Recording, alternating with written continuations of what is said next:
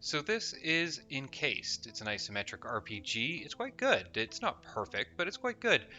In this game, there's a trait called As a Bag of Hammers, and your character will get this trait if you create them as a total moron.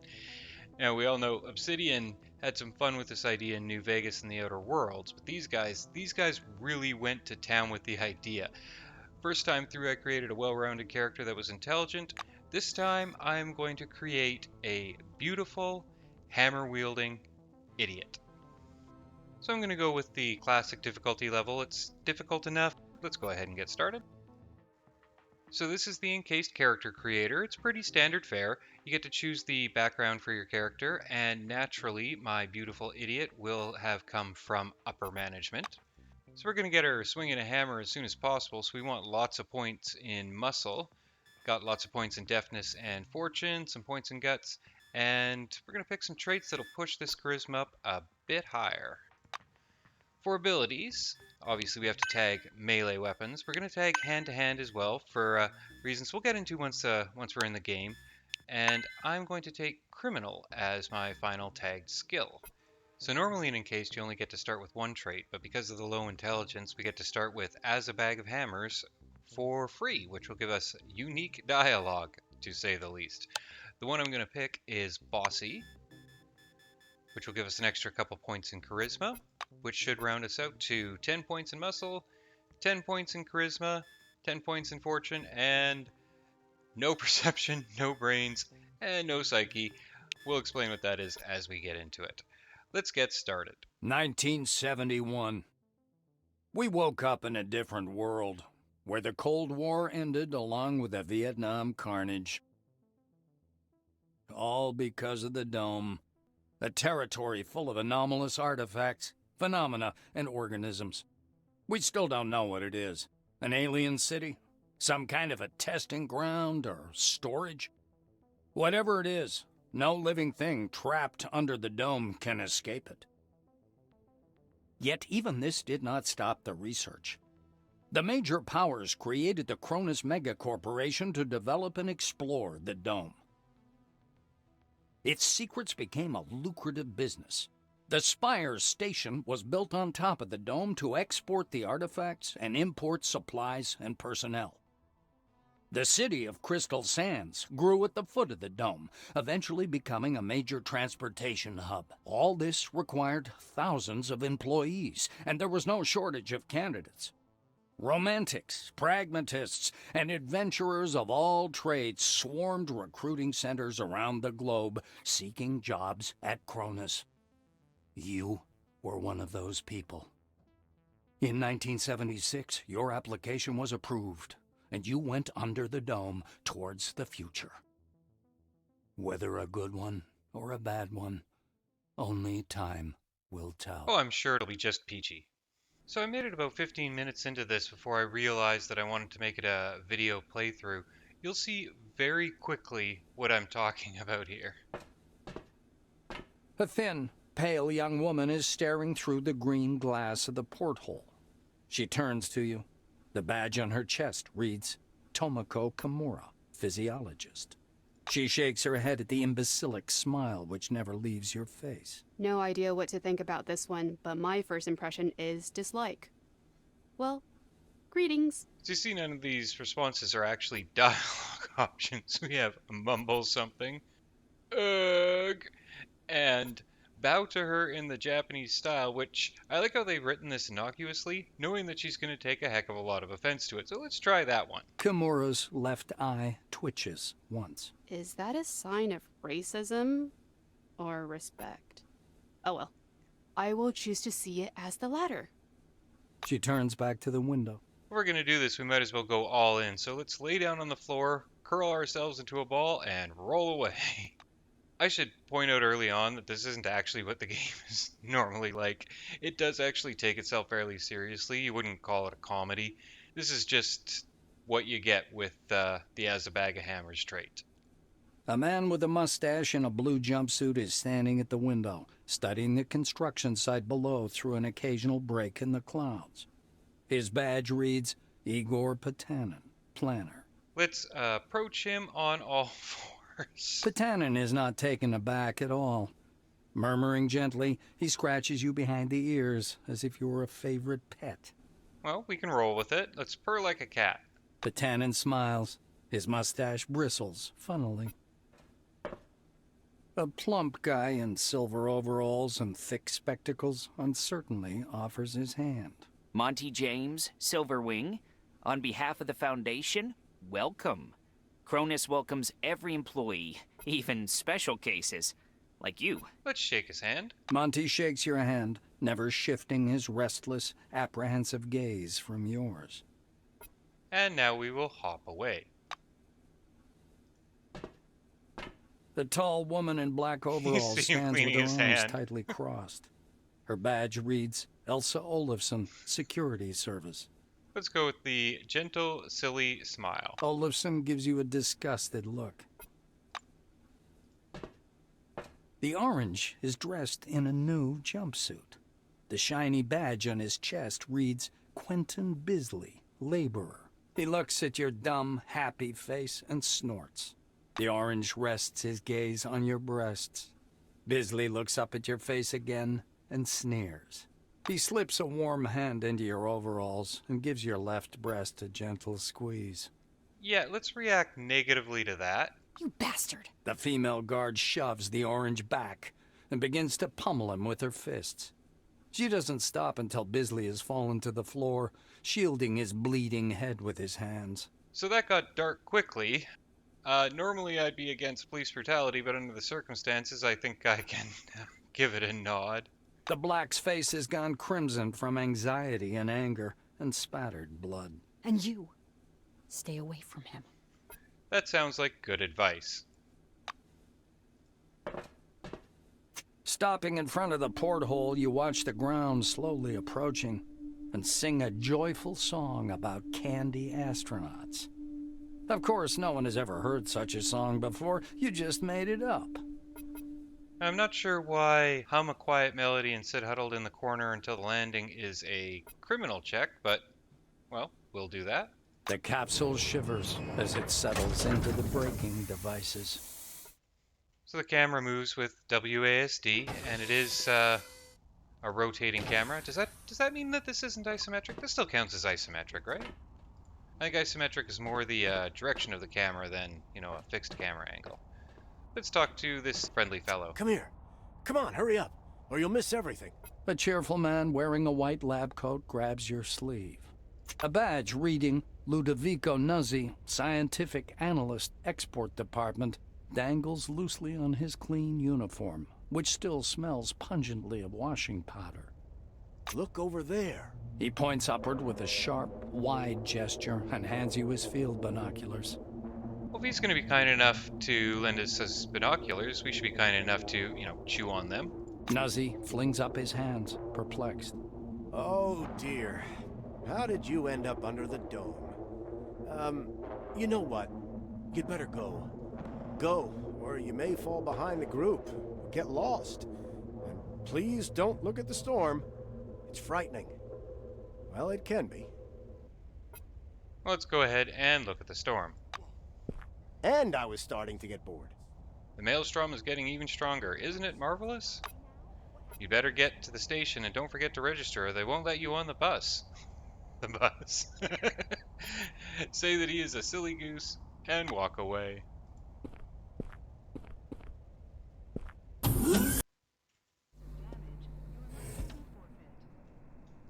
Well, let's chat with everyone we can find. How can I Generally help? speaking, in tutorial area, which is what this is, just about everyone's going to have something to say. So this guy's working on a fuse box. We have a choice to play with the wires because we're a cat, hug the wires and proclaim spaghetti, or dab the wires with our fingers. Then taste the wires, and then taste the engineer's sleeve, and I think we have to go with the last one. The cables aren't tasty. The sleeve isn't tasty either. The engineer looks at you confused and displeased. Go away. Go away. Please. Obey and leave. See ya. So we're going to be searching 440 bucks. That's convenient. I bet that's because of the luck I gave the character. I think I used luck as a dump stat the first time I played this through, so yeah, maybe this will be a common thing. Well, probably not common, but just, it's the first trash can we come across, so I guess it's not too surprising that they would reward the luck stat right off the bat. Or maybe I'm as dumb as my character is. That's the money that I had on me. It's been a couple months since I played Mr. this Rahab, last. would you bring me a cup of coffee, please? Colleague? Well, hello again. Okay, so we met this guy on the elevator. Ah, my special colleague. First time I played this through, he actually has a quest for you. I think he knows better this time. Oh, no, here we are. Sit down for a minute, please. Sit down beside him. Pats you on the shoulder, barely touches you. Thank you, excuse me. Well, I want to share. I suppose if anything, my character's capable of listening. Where should I begin? Well, my life is not that good. It turns out that a good education doesn't guarantee happiness. This is disturbing. I always believed that for a clever man, the sky is the limit. He stares into space. I used to date this girl, or rather, I thought we were dating, but now, thinking it all through, I see that she was using me. Do you think a woman in love would keep her lips closed tight when kissing? We were nowhere close to intimacy, of course, though I didn't insist. I don't know, maybe I should have been a bit bolder?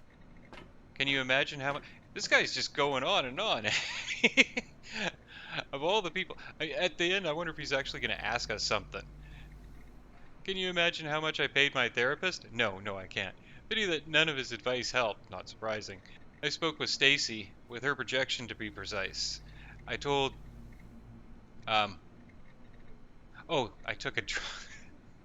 Okay, so he started taking drugs for his bad relationship. I even tried changing my environment, and it seemed like life was getting better. But I arrived at Concord to discover the administrators lost my documents. Fate reminds me that I'm nothing but a fucking loser. Covers his face with his hands and falls silent. His shoulders are shaking slightly. Couple minutes pass. Thank you for listening. I can't speak about this with anybody, but a person like you, it's pretty much easier. Hug him, say, murmur, and lay your head on his shoulder. He smiles faintly. Thank you for support, my challenged colleague. I'm glad you're here. Bye-bye. Let's head into the bathroom and see if there's anything to scrounge. One thing you do learn in this game, you look in every single box. Even if there isn't much in there, every last thing can be sold, and money, money, money. This game revolves around money. Wonder if my character has any special interactions for a broken toilet. Oh, other than finding a lockpick. Score. Oh, now I'm wondering if, when I confused the trash can initially, did I accidentally dump all my stuff in it? I confused the two sides, as you probably picked up. No, okay. I didn't already manage to drop all my money, which, again, would have been perfectly in keeping with the character. That would have been a fun way to start, but nope, I caught it. So I'm going to be spending a lot of my time searching through just about every nook and cranny I can find. I'll cut out all of it, except for the stuff where I, if I find something interesting. A tall, bored, and haughty-faced administrator is watching you from behind the counter. He impatiently waves you over. Approach the window in a lively dance. The face of the administrator behind the counter turns pale, then pouts. What? The silver watches you with his chin resting on his fist. His eye seems to twitch. I'm Administrator Dean Rayhat. My duty is to greet the new employees. Don't pick your nose, please. Freeze with your finger inside your nostril. Shaking his head disapprovingly, the silver reaches under the counter. Oh dear, another Buddy Paulmark. They must have all gone nuts in HR. Dean emerges from under the counter and puts a tape recorder in front of you. Now we'll have a regulation pre-registration greeting. I'll turn on some music. Don't be frightened. The tape reels begin spinning slowly. The sound of a metronome is followed by solemn music. Let's mimic the dying swan. Rayhat turns the tape off, sighing nervously. Well, that's enough. I can't watch any more of your theatrics. Give me your Selectron, please. Drop your Selectrone right into the window. Dean touches your Selectron tentatively. Ah, this is covered with... What? Disgusting. Oh, I hope they keep this up. I hope this isn't just the tutorial grounds that they do this. The administrator connects your Selectron to his mainframe and upgrades it. Grimacing with disgust, Dean hands it back to you. Yes, right. It has changed color. Good key. Quite pretty, isn't it? Idiots keep coming, goddammit. The Silver stares at you, clenching and unclenching his hands in an unnerved manner. I have to provide your briefing. Don't know if that'll make any sense to you. Do as I say. Go through the turnstile and look for the numbers on the floor. On the floor. Floor is the thing under your feet. Greyhat looks at you with some hope. Number 1, go to the storekeeper to receive your new uniform. Number 2, collect your weapon. Number 3, learn some magic tricks. Number 4, learn to use your weapon. Number 5, learn how to scan. With a scanner, see? Nothing to do but shout out apricot. The administrator sighs heavily. I hope that means yes. Sure does. Welcome to Concord Station. Get going already. Go bug somebody else. I wonder, can we get in here? Armored door? Open with our Selectron. It's good to be upper management. Okay, so these are hacking software packages. Not as useful as you'd think. They give you a few bonus points to your hacking skills. But generally speaking, you're either close enough or nowhere near. We'll take it. Might wind up selling it. Let's see what happens when we muck with this terminal here. The screen says, no network connection. Fix it, knock on it. What does fix it mean for this character? You pound on the casing with your fist. I guess we should have expected that. Idiots everywhere. Go knock on your own head instead. Knock yourself on the head and walk away. Let's see if we can fix this terminal. Stop right now. The computer contains personal data. So, being Silverwing, we will have access to areas that other job types won't have.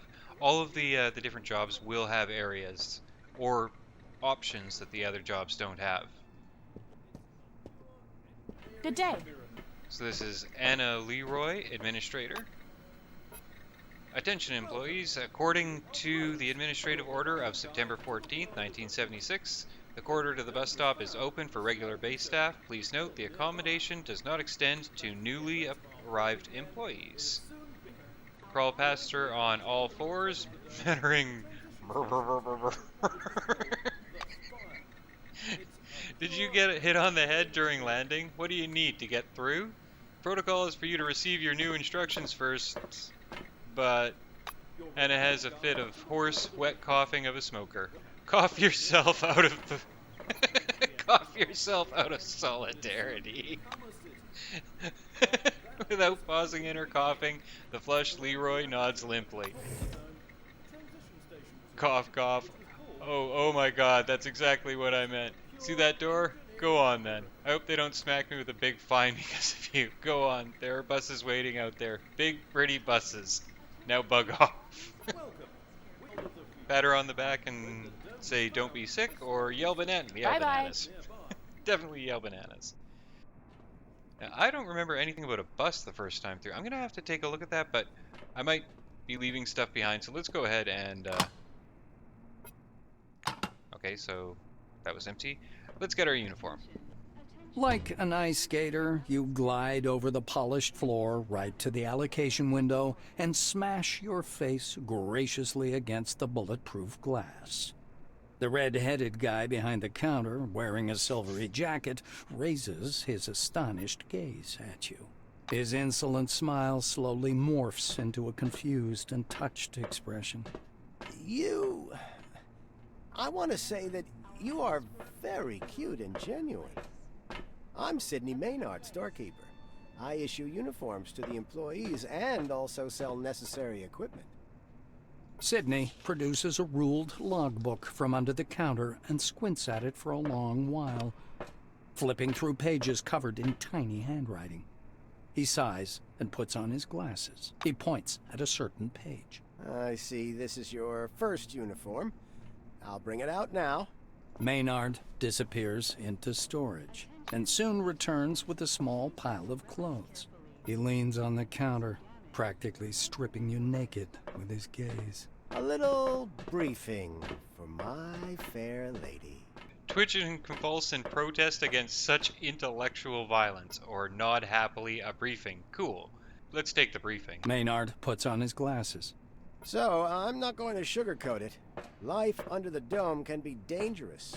You may get shot, spill acid onto yourself, get electrocuted, or suffer the effects of a dangerous anomaly. You may also freeze or fry to death. Sydney fixes his hair. I'd be surprised if all those things didn't happen before I left this base. That's why it's important to wear protective equipment when traveling outdoors. Of course, in hazardous situations, the equipment will get damaged. And the more it's damaged, the more often one has to repair it. The Silver steps aside from his counter, letting you see repair kit boxes piled in the back of the storage. So unless there's been an update in the last month since I played this, I think they cut repair out of the game. Perhaps they couldn't balance it. We'll see if maybe there's been an update since then. He points back at the shelves behind him. We've got repair kits for this gear. There are Blue Wing specialists ready to help you at any large base, of course, but they're not always available. So you'd better learn how to use repair kits and workbenches on your own. Workbenches are still It's a in. useful skill. His speech finished, Sydney gives you a dirty smile. Don't know if you understood any of that, but I swear with a face like yours it doesn't matter. Here, take your clothes, please. I get the feeling we're gonna get an awful lot of people hitting on us. He pushes the clothes through the narrow window. So naturally we're gonna get angry about the fact that the boots taste bad. Sydney watches you pose with your trousers on your head and put your jacket on inside out. It's a bit of an unusual way to wear the Silver Wing uniform, but it suits you anyway. He spreads out his hands as if apologizing. True, you're lacking a helmet and gloves. Alas, this was an order from above. But you can buy the missing equipment from me. Do you want to? Agree with the loud or refuse with the loud I wonder how long they're gonna keep this up. Hopefully they plan to do this the whole game. So this is a generic shop, exactly what you'd expect. I will hit here on my way out. We'll see if I manage to steal or snag anything before I decide what to buy before leaving this place. So this is your standard inventory screen. We'll go ahead and put those clothes on before continuing. Anything urgent, Mr. Kratchkov? Katarzyna, did you mark it as Class 1 again, instead of 2? Look, here's the scanner data. It says the relic is a scientific device. Wait, but it's still Class 1. I'm not going to violate protocol. Katarzyna, my dear, you may violate protocol as long as it benefits the company. Take your lead from your colleagues. Correct your report if you have to, and don't act so innocent. Vladimir, I'm done. How do we mark it? Class 2 fragile. Tell Noyan the relic should go out with today's flight. Think about it.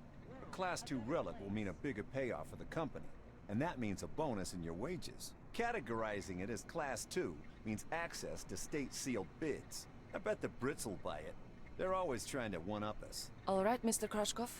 I'll correct my report. Carl, add sealed bids to the marking. Let's have a chat with the guy at the door first. I'll complain to the Silvers about that idiot. The curly-haired, mustached engineer is fiddling with a lock. His badge reads Maxim Penkovsky, technician.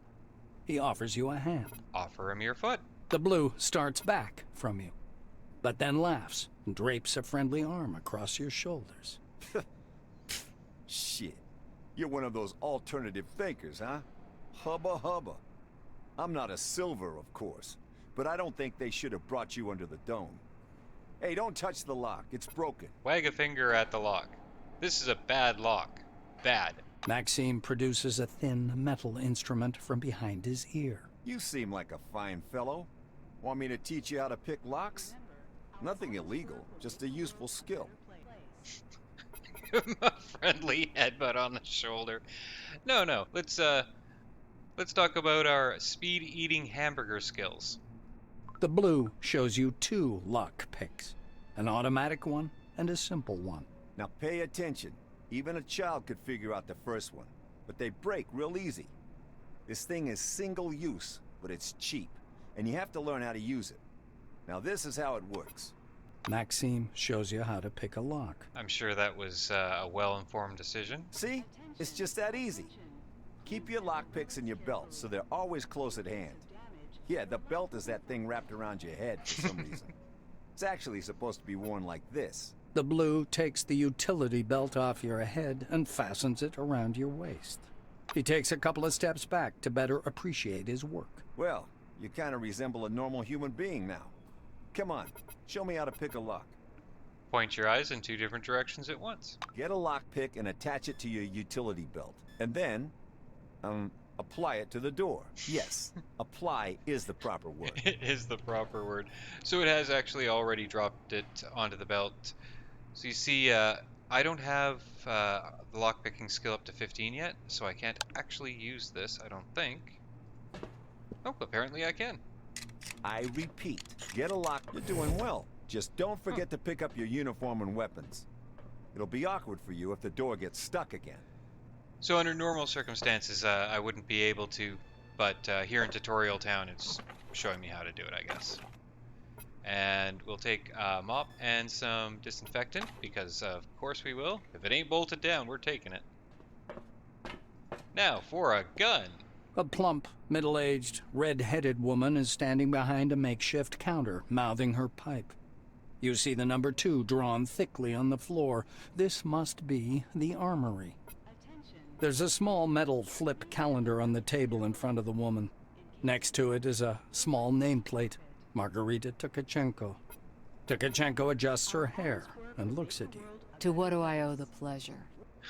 Point at the shelves behind Margarita and cry, ooh, ooh. The black watches you silently. She turns around and walks to the shelves. The black returns a couple of minutes later and places a large baton in front of you. What about a melee weapon? I'd say this thing is perfect for you. So, not surprisingly, normally you get a gun.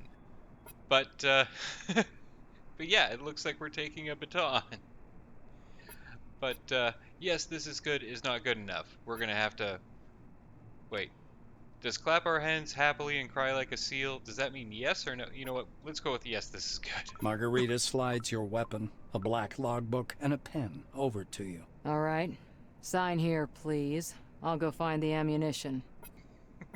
Sign all over the page to show who's boss here. Let's just draw a kitten. You gnaw on the end of the pen a bit, then draw a beautiful little kitten on the line.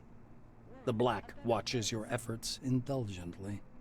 Tkachenko makes a motion as if putting an invisible box on the table. The joke didn't work, did it? Well, a baton requires no ammo. Be glad about that fact. She draws on her pipe, the ember flashing within. Bullets are free, but the bureaucracy is terrible. Better to just forget about it. Or get more creative. Find, trade, or craft what you need yourself. I'll be curious to see if there's any special interactions when this character tries to craft ammunition. Tkachenko points behind her back.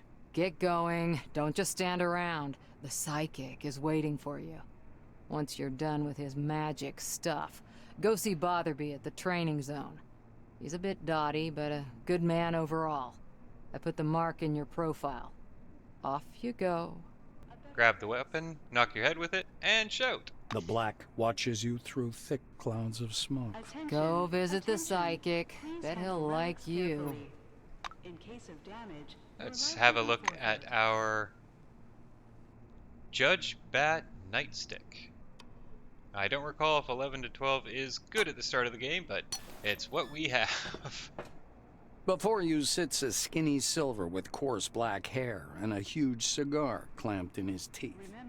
As you approach, he smirks cunningly and slowly raises one hand above the table. Something strange is happening. Paper clips, pencils, scattered toothpicks, and fine debris all rise up and begin to hover in the air. Among them floats a silver badge reading Andrei Mihai, Psi Instructor.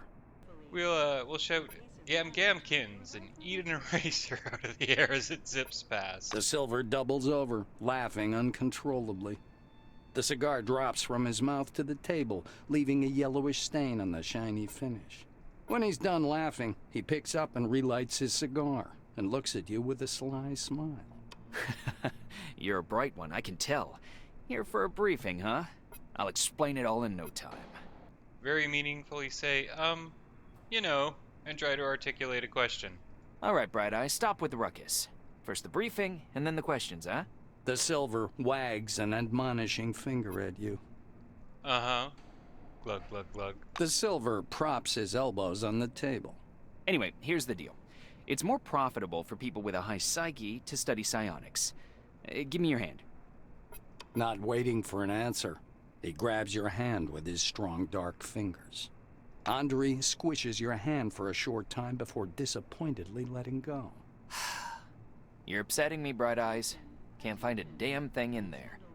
But there are rules, so you gotta listen to me. No way around it, huh? The Silver takes a thin glove covered in talc from his desk and passes it to you. Look, a glove, right? But it isn't just a glove. This is an ooh mama hold me tight glove. It takes energy from your noggin, your psyche, and pew! Concentrates it. He counts off the steps on his fingers. Learn psionics, put on a glove, make the energy the right shape. That's the whole briefing. Simple? Simple. And now for the questions, huh? Hold up a piece of paper from the table and hide yourself and make a stealthy exit. Norman Potter has a plastic peace sign next to his badge in violation of regulations. Glad to meet you. Hello, sister. Did you know that 2 out of 7 Kronos employees die violently? We House of Kindness activists want to change that. Alas, I don't have any more leaflets, but don't worry, I'll tell you about non-lethal weapons and how to defeat an opponent without killing them. Carefully ask, I can repeat it, I don't mind.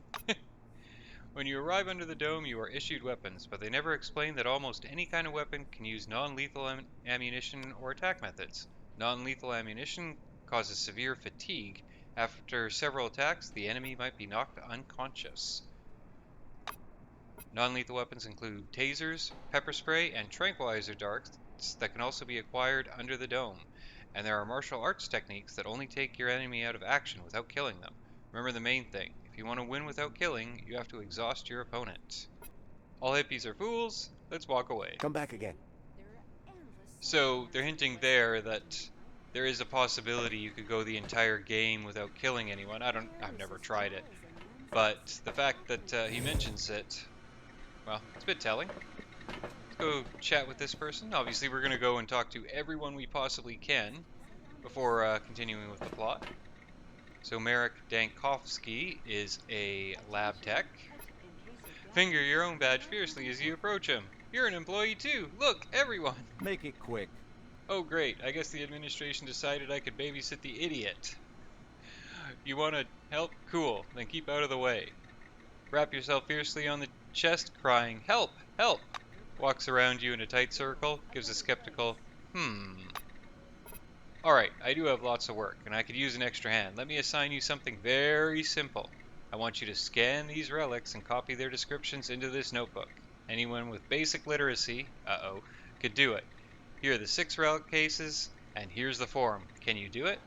You can do anything as long as you believe in yourself. Alright, just don't screw it up. Leap up cheerfully to scan the relics. I hope to see you again soon. So we'll use the scanner, which is this one here. Go ahead and scan all of these briefcases.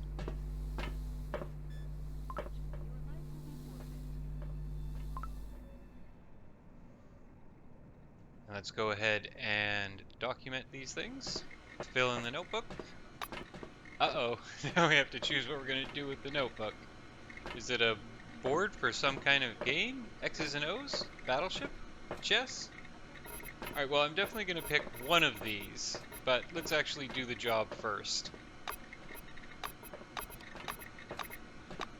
Oh, you filled in every cell. You put the notebook back where you found it. Let's go have a chat. He nods at you, still scribbling in his notebook. Pretend you're writing something too and leave. Let's hop up and down like a monkey and wave the scanner in the air. Forgot something? Open the notebook and shake it cheerfully in the lab tech's face. Your handwriting is, well...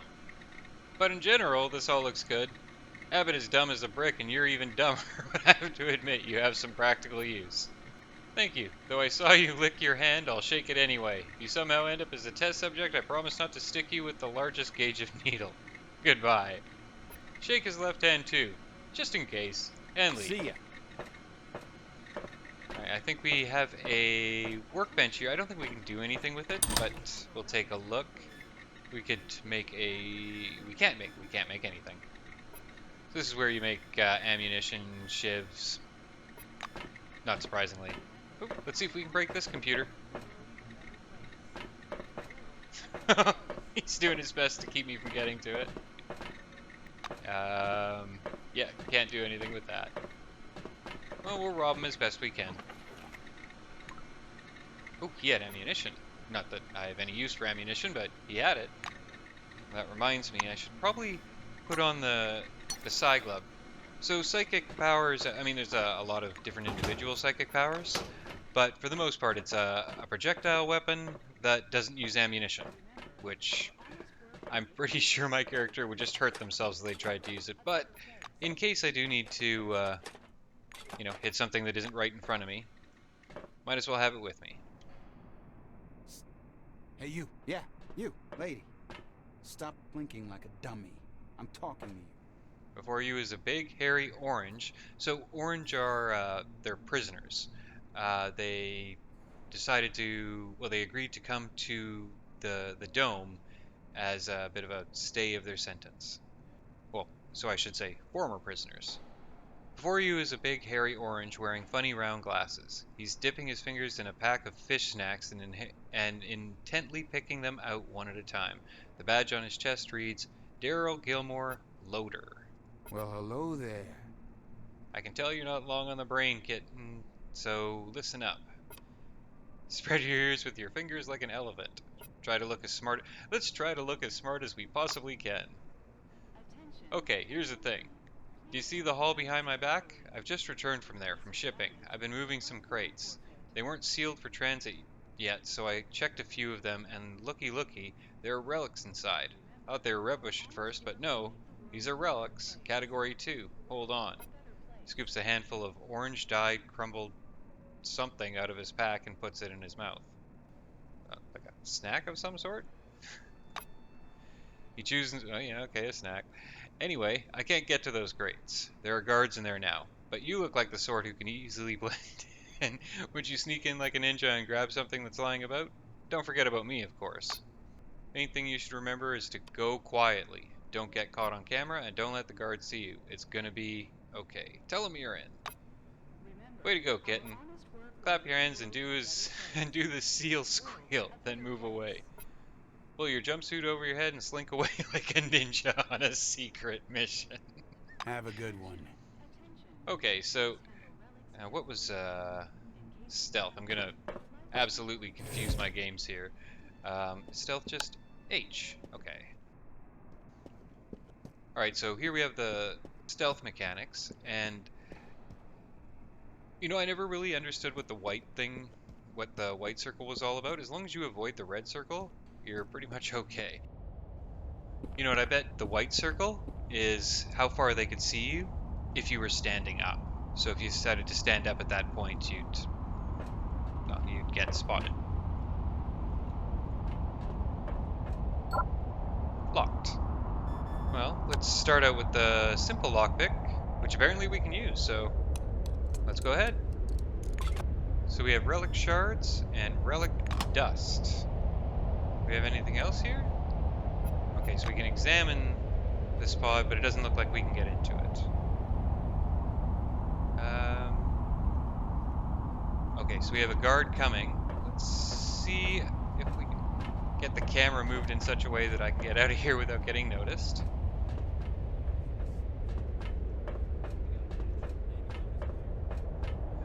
Landing zone is clear. No idiots. Over. The black moves on, oblivious to your hiding spot behind the pile of boxes. Oh, I guess we were supposed to hide behind the pile of boxes. The payload pod releases its brakes, rises slowly to the edge of the glass tube, and stops directly across from you. The doors open with a hospitable hiss. Enter the pod and return to the spire, eh? I bet you we're gonna die. Let's find out what happens when I click this. You go inside and grope about for the door button. You push it with a click. The doors go down and the pod is in motion once more. The closer you get to the border of the dome, the more you begin to feel a strange sensation under your skin. Slight tickling and tingling, as if dozens of small bubbles were moving up inside you, not being able to find an exit. What is that called when you come out of a submarine that's risen too quickly or something? The tingling abruptly develops into an incapacitating pain. You drop down on your knees and your body explodes, splashing the capsule with your intestines. Well, I was curious. So let's not get our intestines splattered this time round. I'm not intending on playing this as any sort of permadeath run. I'm gonna avoid like save scumming, but you know, if I die, and I'll keep going. I think we'll still have relic dust and relic shards. Go ahead and take them. And once again, let's okay, you're gonna have to pick a side. I suppose I could do as it suggested before and Attention, hide behind the all boxes. employees. Clear the landing zone. Attention. Attention. Let's see if I can do this again. Oh, geez, there's two of them. No, that's just his matching circle on the floor.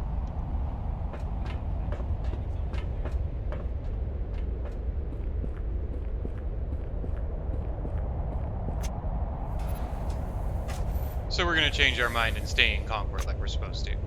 Maybe all this talk about the dome's impenetrable border is nothing but a scary tale to keep employees on site, but risking your life to verify this theory is not in your agenda. Well, we kind of already did that. The workers who load the pod will be here at any moment, so you exit the cargo zone in a hurry. I wonder, I think sneak is defined by deftness, which I have an awful lot of on my my character build. I wonder if you have to talk your way out of here or like get thrown in jail or something if or was he who I was talking to? Oh, he's the one I was talking to before. And I was starting to get bored. Pour the relic dust that you found in the box onto Gilmore's shoes. Cursing aloud, the orange carefully collects the dust from his shoes with a handkerchief. You got the brains of a squirrel in a rut. But thanks for the dust. It was nice chatting. Let's see if these Hey, you're at it these folks in again, the bathroom have Okay, anything you to got talk me, about. Butch. Old. Oh. I've interrupted them apparently. You must be witnessing a secret rite. The three oranges freeze, fists stretched out in front of them, and stare at you in confusion. Who are they? Cultists? Member of a clandestine fellowship? Under the dome is turning out just like a cartoon. Strike one of them in the face in a friendly greeting. Click! Maybe it's some clandestine order of the fist where force is appreciated.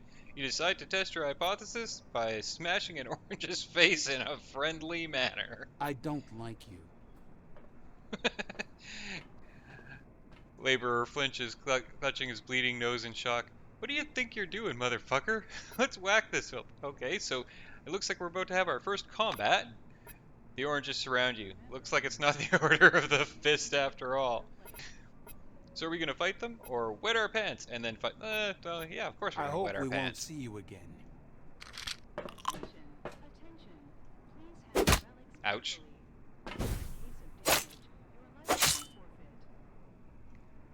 Okay, so this is combat. Let's see, what are we gonna do? How much health are we talking about? 32. These guys are absolutely gonna destroy me.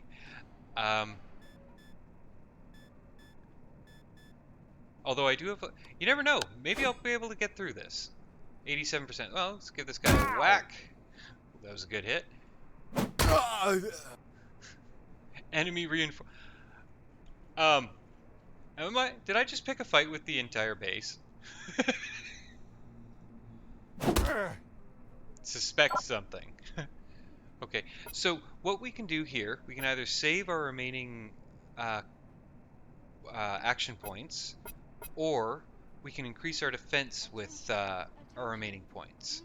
There is no cover system, so to speak. You're either behind an object or not, but this will increase my ability to resist damage. Let's go ahead and do that. Okay, so I lost reputation there. Ow!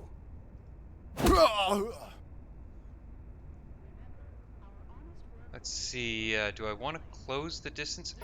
I'm gonna make... Oh, he threw something at me, didn't he? Couldn't tell. Well, let's close the distance. And Here, put up an brothers. offensive glass. Okay, I'm about to get rushed by the entire base, apparently.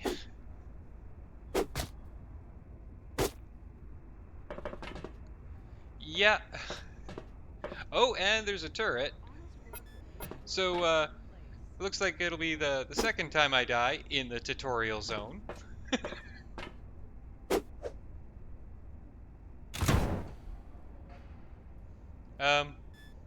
Is there a runaway option? Well, let's see if we can take down one more of them with me.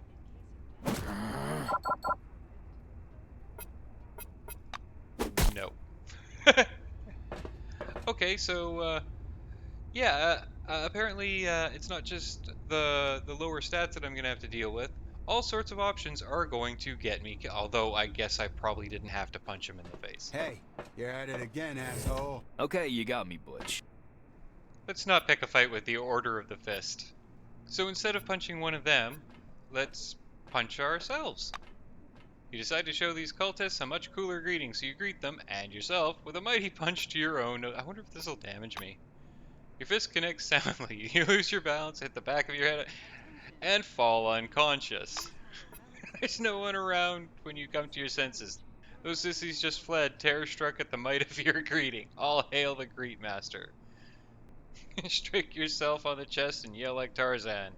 Leave when this gets boring. I'm having too much fun with this not to give this another go. Let's see what that last option does. Let's be reasonable and just throw out our fist in greeting.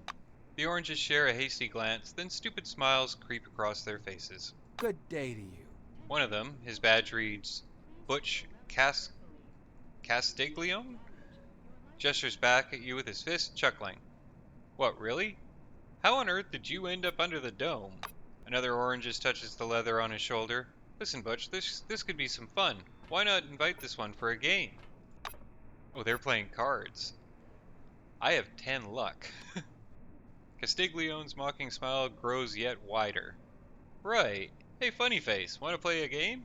Do you have 200 combons? Nod and drum your hands on your knees sharply. Yes, play! You love playing! The oranges give you a round of happy, sneering cheers. Butch drapes his arm around your shoulders and ushers you over to their impromptu table. You place your bet.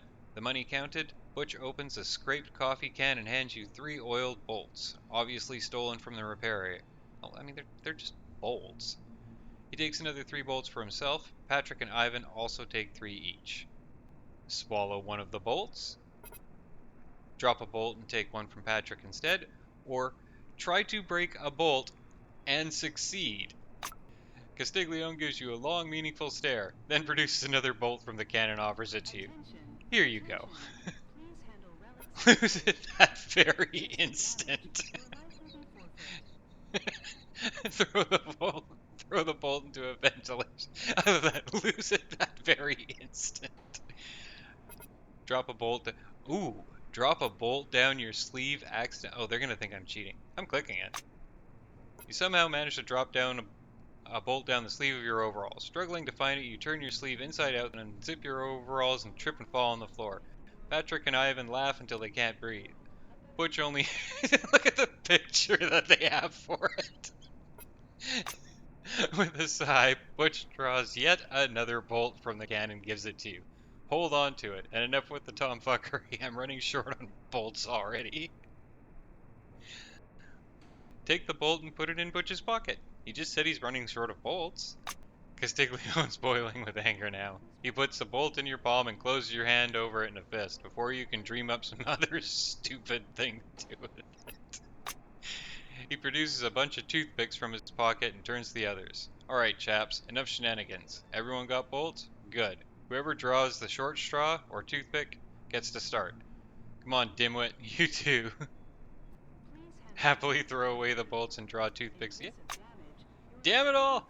Castiglione furiously throws down the toothpicks on the floor and kicks you so... Oh, come on. You fly off towards the door. 200 crumpled commons lay on the floor beside you. Face red with anger, Butch wipes his brow with a shaking hand. His stare is absolutely enraged. I don't know what's wrong with you, but don't you ever show up here again, get me? He mutters through clenched teeth. Cry happily. Money, money! Collect the notes and leave. Collect the notes and wave to your new friends. It was a cool game after all. You liked it, though the kick was unnecessary. Say rabbit, pick up the notes with your mouth, and gallop away on awful. Yeah. Yeah, let's go with the first. Okay, so we lost reputation that way too. I'm guessing we're going to lose a lot of reputation in this. You know, despite the humor, I probably should actually be taking these things a bit more seriously. There probably was a way to get through that, actually playing them in the game, which I would have almost certainly won, because again, the luck stat. I'm not going to go back on it, but even if the funnier answer is there, I should actually try it, because this is actually going to be really, really hard. A middle-aged black is sitting behind the counter with his hands in his lap. The buttons and zippers on his uniform are polished to a shine, and even his badge, Winston Botherby, Instructor, has been buffed so much it hurts your eyes to look at it. Run up to the counter and begin marching in place. Winston watches your performance without blinking. The black folds his arms. If I were your mother, I'd have sent you to an orphanage, employee. But you're lucky. Cronus is much more humane than I am. Under the aegis of the corporation, even the worst imbeciles can prove themselves. Point cheerfully at your chest. Wow, it's about you. He nods with satisfaction. I see the weapon received checkmark. Good. You're not much stupider than the average soldier, so there shouldn't be any problem. Ken Hut. At ease. Listen to my instructions. Botherby raises a finger. Task number 1. Find the computer beside the training zone. Start the training program. He knocks on the counter with his fist. Are you listening, employee? Task number 2. Go down to the training zone and shoot at everything that looks human. Is everything clear? Do something to show you agree. Do fierce squats to show you are ready. Botherby nods his satisfaction. Your morale is remarkably high. That's good. Go to the training zone, employee. Today, I'm your Robert McNamara. The instructor leaves the counter.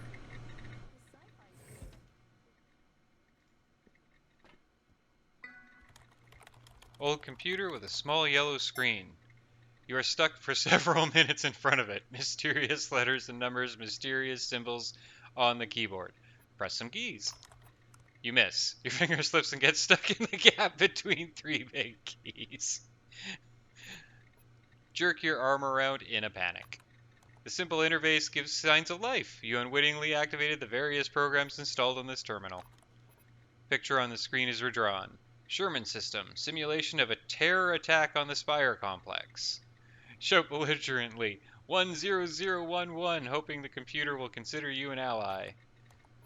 The text on the screen changes. Sherman System, passenger liner crash simulation.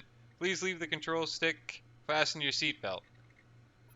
Try chewing your hand off to... Oh, our hand is still stuck. Okay. Grab the keyboard with your teeth, yeah? Alaskan winter fishing simulator. Go to the limit and break the keyboard with your free hand. Split the screen and yank your hand free with a couple of keys. Karateka? I mean, I've just seen that word, and we already know that that's going to be the one where break the keyboard with your head. Yep. And the keys ray all around, and finally you manage to get free. You step back, clutching your swollen... This is before the training situation or simulation has even started. Managed to get injured on that keyboard. Oh, I am enjoying this. The terminal screen blinks, showing new text. Sherman System. Alpha Squad enters the battle. Run to the training zone, yelling like a savage. Okay, so this one you're actually supposed to do. So here's hoping this one goes better than the last one. So let's go ahead and, okay, 30% chance to hit anything. So yeah, my Psyche's incredibly low, so my odds of actually hitting anything is, well, let's give it a try. I don't know why I actually went for that, considering that I probably wouldn't hit anything. Oh yeah, do I have to click this again? Yeah. Well,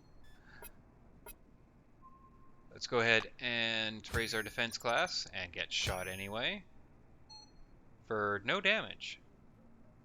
Can you not take damage in here? You probably can't take damage in the training simulation. Let's find out.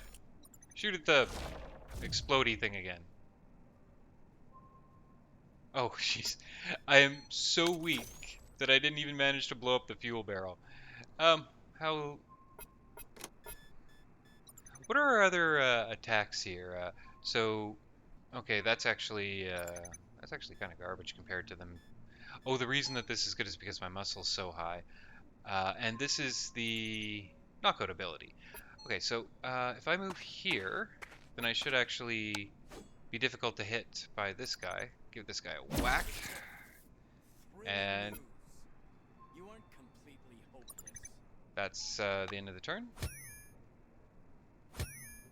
Yeah, it looks like I can't actually take damage.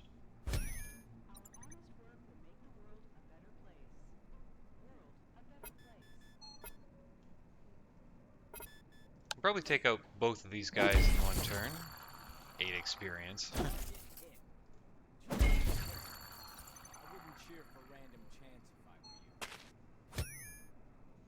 Yeah, I'd be absolutely destroyed under normal circumstances if I'd actually take damage in here. Can I hit this from here? No. Okay.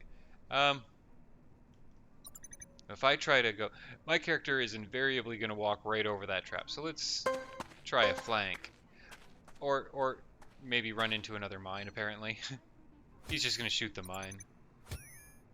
No, no, I guess not. Well, let's so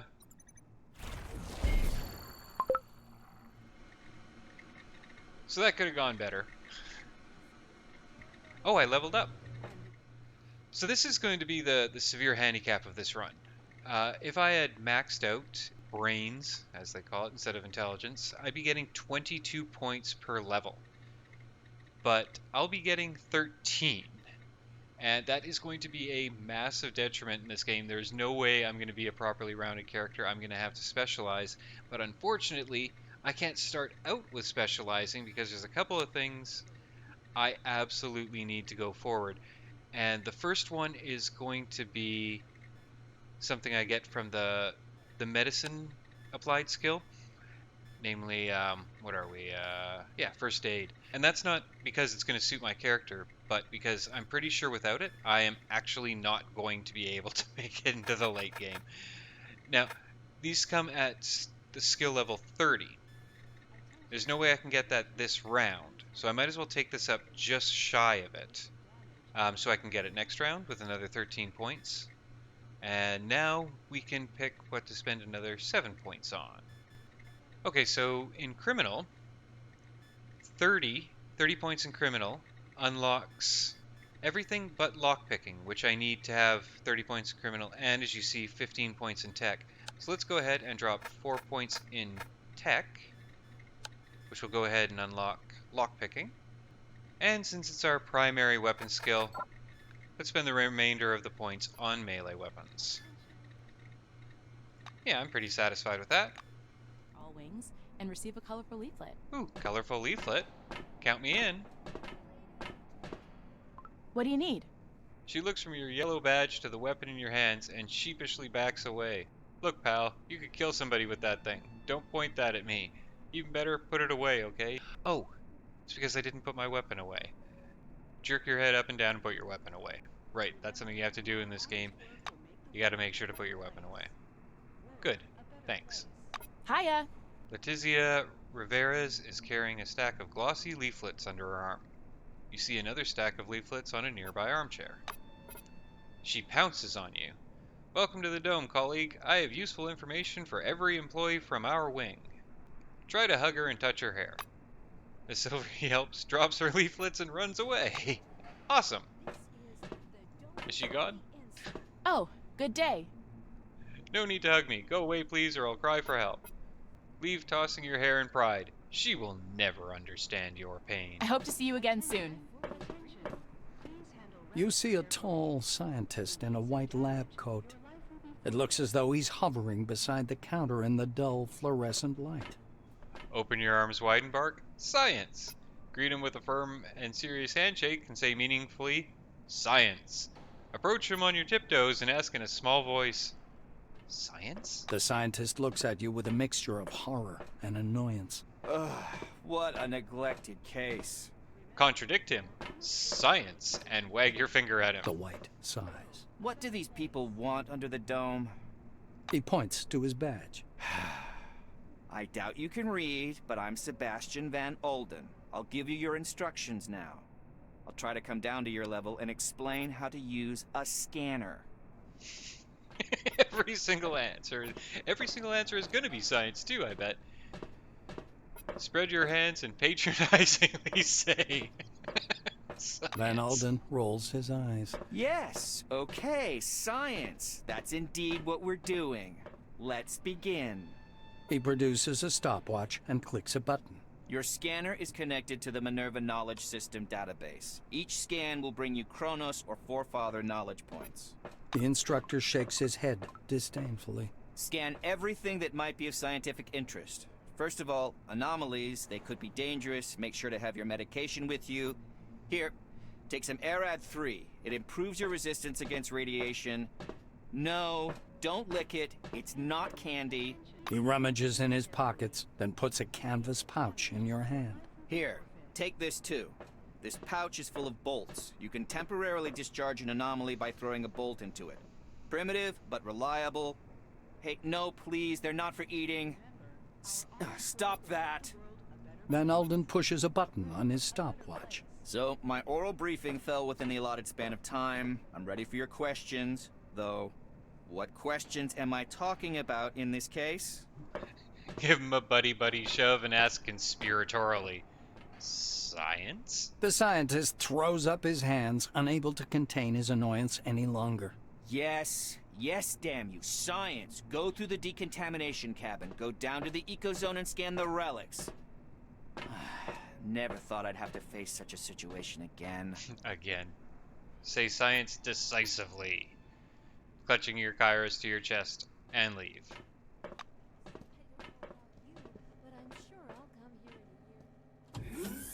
So, this is the scanning mechanic. It doesn't actually play as much part in the game, or maybe I just didn't realize it played as much part in the game and, avoided it without realizing it.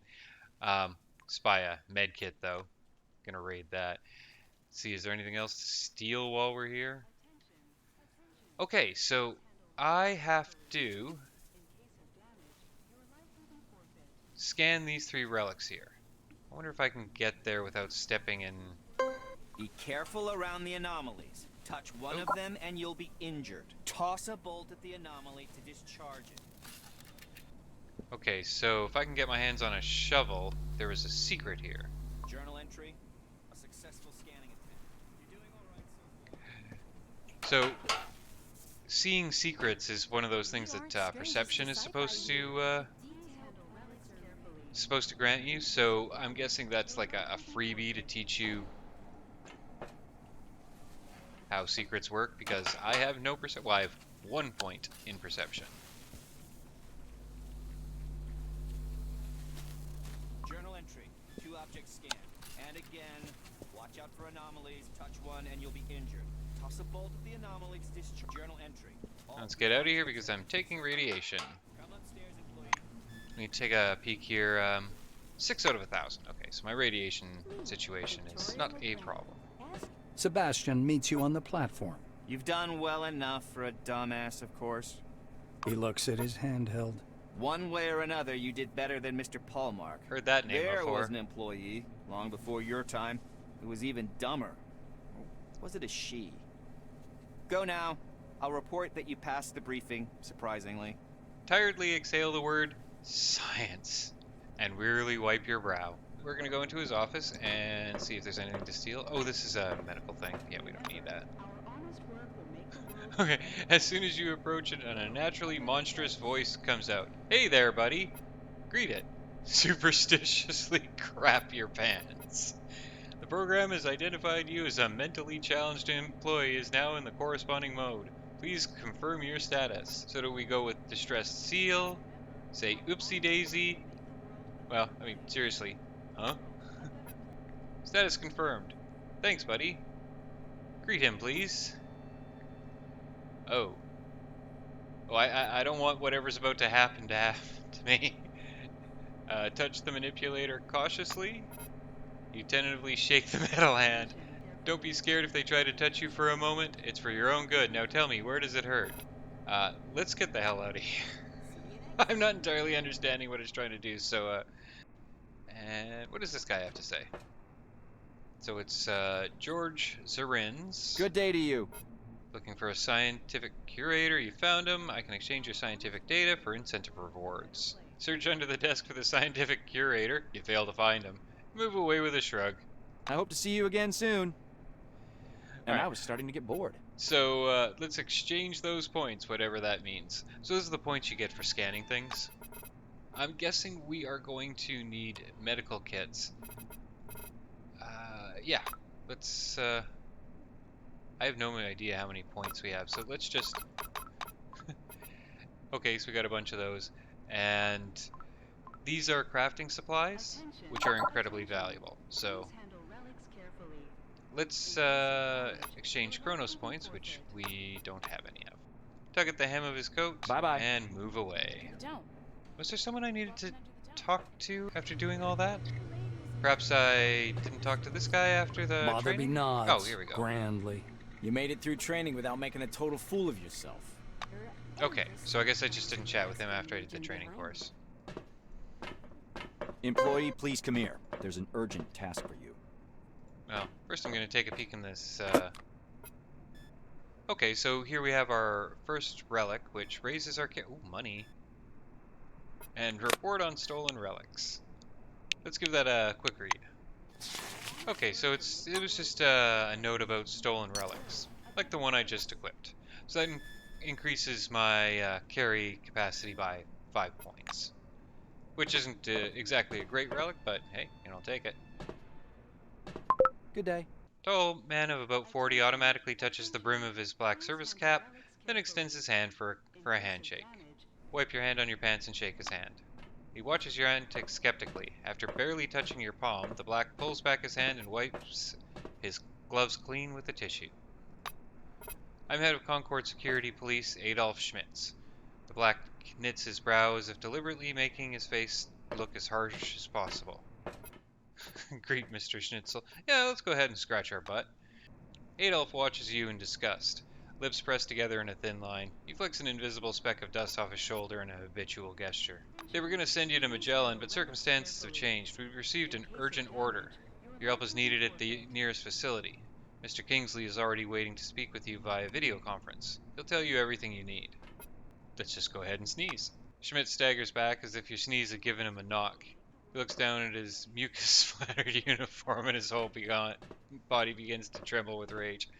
Get in that office. Now. Salute with your left hand. Then your right. Then with both hands, just in case. And move away. It was nice chatting. Hello. A young woman with a very creative dye job brings her spontaneous good cheer down on you like a sledgehammer. Say hi. I'm Yuki. I'm the most awesome techie here. I'm also fast and strong. Watch this. She smacks the table with some kind of tool, leaving a significant dent. Act impressed. She smiles widely, twirling a lock of hair around her finger. Then she addresses you in a conspiratorial whisper. You know why they transferred me closer to the administration and science lab, even though I'm a blue and supposed to work on the mechanical floor? Suggests it's because she's so smart. Yuki asks with joyous surprise, Hey, that's exactly right! She frowns suddenly. But they don't let me do anything. There's an awkward pause. Walk away. Come back again. Is there a follow-up to that? When she sees you, Yuki jumps in place and waves one arm as though you're 100 yards away.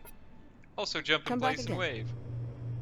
Before I move out of this area, I wanted to see what the bus depot was all about. So what I think I'll do is head to the stores, see what there is to buy, and then, yeah, we'll check out the bus depot.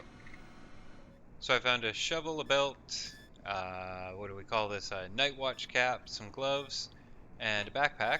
And I was going to sell my mops, but apparently the mops are really good melee weapons. You see 11 to 12 versus 8 to 22 with a huge critical modifier. I bet you this breaks when I use it, because you notice it doesn't have like a marking here. I'm going to take them with me. I can always drop them. They're not worth much. Yeah, I'd say that's a pretty good trade. Let's go ahead and take that.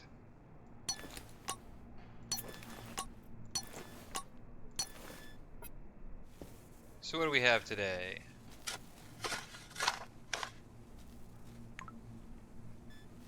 More relic dust. Well, it's not worth much, but it's worth some. And some radiation. Let's see what these two have to say. A beefy orange in a new jumpsuit is fiddling with the innards of a display board, watched closely by a supervisor.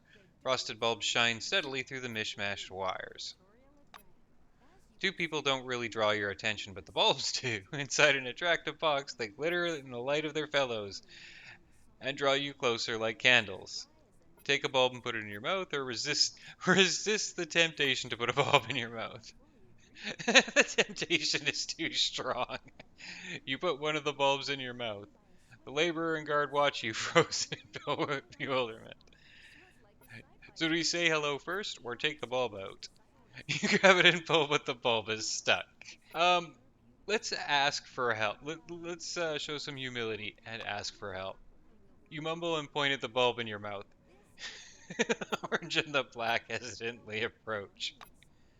The guard pushes the orange forward. Thorsten, you're the expert on light bulbs. Help the poor fellow. He glances at the black's cold stare. All right, but I've never done anything like this. He takes the top of the bulb in one hand and tries to open your jaws with the other. Thorsten pulls and pulls, and suddenly the bulb pops out with a loud splat, spraying his apron with lava. Disgusted, he returns the bulb to the box and wags his finger at you. Never, do you hear me? Never do that again. Smile and leave. Have a good one. The moment he sees you, the orange places himself between you and the box with the light bulbs. Alright. Okay, I was wondering if I could chat with the guard, but yeah, she's not interested in having anything to do with me. So let's go and see what we can find over here before we move on. Now this door's open for us. Ooh, what we do have is boxes to search, including a harpoon. Well, it's not very good. I'm not sure what I would do with that. Well, you know what I'm going to do with it. I am going to sell it. Okay, so the answer to what happens if you try to get on the bus is you reach a locked door. So let's see what the administrator has to say. The giant display glows welcomingly when you approach. A red light flashes once under the screen's steel hood. The camera is switched on. Cartoons! A gray old man with high cheekbones appears and squints out at you from the screen. Do you copy? Look, there's an old man there. The door opens, and Adolf Schmitz pokes his head into the room. The black looks at the screen, then at you. Show some respect. This is the Chief Executive Officer of Magellan Station, Mr. Martin Kingsley. And fix your collar. Did you chew on it or what? I think I did, yeah. The silver rummages through the papers spread in front of him. Now that you know me, give me a couple of minutes to get to know you. I have to find your profile. He opens a file and starts reading. Kingsley looks up from the document after a while and gives you a careful look. I see the mentally challenged for non-medical reasons mark here. That explains everything. What does that actually mean? Pat yourself on the head. You're a good one. They even write about you in documents. The silver drums his fingers on the desk. I have no prepared speech for this case. Employees like you make up about 0.02% of Cronus' staff, and most of them work outside the dome. There are special people in all wings, including, incredible as it may seem, White Wing. A special project called Yellow Badge has been launched to study the influence of relics on human mental abilities. That's what the yellow badge is, okay. I wouldn't evaluate this project's social significance or its economic reasoning. I'm convinced it's nothing more than a message for politicians, media, and society. Kingsley examines your face through the screen for a long while. You didn't understand anything I just said, did you? You tried. The Silver sits back in his armchair, then slams his hand down on the tabletop, unable to contain his anger. Confound them! Are they insane out there? Why don't they put the mark on your file? You'll have to carry the cam for some quite compos mentis people just because you got delayed at registration. Martin massages his temples wearily. When he speaks again, he sounds quiet and depressed. Anyway, I have to assign you on the mission. We're watching a film now, and then I'll tell you what to do. I'll try to put it in simple words. We get to see a film. Kingsley's face freezes, then disappears. Black and static, spotted with pale rose, purple, and light green flickers on the screen. A blurred title, The Cronus Archive 1971 to 1974, was used in the production of this recording, appears at the bottom. The shadow of an airplane flies across a faded yellow desert. A cheery voice fills the room. Every day, our researchers uncover more and more of the dome's secrets. There is no doubt the underground structures, so-called objects, are organized according to some pattern. Though early on, the importance of the relics to scientific research was considered insignificant. The desert dims into the blackness of a chalkboard. White lines drawn by an invisible hand begin to form a schematic of the dome. The narrator continues. By 1972, however, many important discoveries had come to light in a period of only a few months, and the construction of stationary research bases adjacent to the more promising objects began. Personnel moved into Ankara in May of 1972, and within half a year, Boston and Dessau were also brought into service, though the biggest discovery was yet to come. The picture changes to a chasm, suffused with electric light. People bustling about everywhere. The speaker's voice seems to come from a distance. In November of 1973, a massive network of underground caves and a structure of hitherto unseen complexity was discovered in Sector C-12. Soon afterwards, the construction of C-12 Nashville began. The camera glides through dim caverns as the silhouettes of bizarre mechanisms loom up from the dark, and arrives at a massive dig site crowded with earth-moving machines and tired miners in orange jumpsuits. The speaker continues. C-12 Nashville is an innovative research complex located atop the primary relic mining location. The complexity of this object is unique. Communications, the film abruptly cuts out, and Kingsley's face reappears. Now I'll try to explain. We've lost contact with C-12 Nashville for some unknown reason. He trails off and sighs. Oh, no. There's a big shelter. We were calling there and saying hello, and they were replying. Something happened, and now they say nothing. We've sent people there to knock on that shelter and learn why nobody answers. But now those people got lost, and you have to find them, and learn why contact with the shelter was lost. Think of it like a postman's job. Do you like postmen? Imitate Kingsley by pretending to thumb through something. Shake your head. The Sigh. Silver closes your file. I hope you understood your task, as far as you can understand anything at all. The car is already waiting for you. Go to Nashville, find out what happened to the group, and get back as soon as you can. Kingsley reaches for the camera. And if you find any unknown things at Nashville, please don't touch them. Take care of yourself. Talk to you later. So in there, he mentioned something about a yellow tag. Like there's some sort of program, some sort of experiments with characters like myself, and I'm wondering if there's another plot waiting for us here that wasn't in the main game. Let's see, he's entered the So, room. Is there where anything were we? new? Ask him what you should do next. The stairs in the security room lead to a warehouse parking. You're looking for an orange tractor truck. The driver's name is Clara Morgan. She will take you to the facility. Extend your hand and smooth this seam too. The black staggers back and slaps you across the face. Whoa! Stop this buffooning. Carry out your task, employee. Move away with an offended expression. Move away tenderly cupping the cheek. Spit on the floor near his boot and move away See ya. with an offended expression. Can we move this truck to get at that box? Honk the horn. So that's it for Tutorial Town.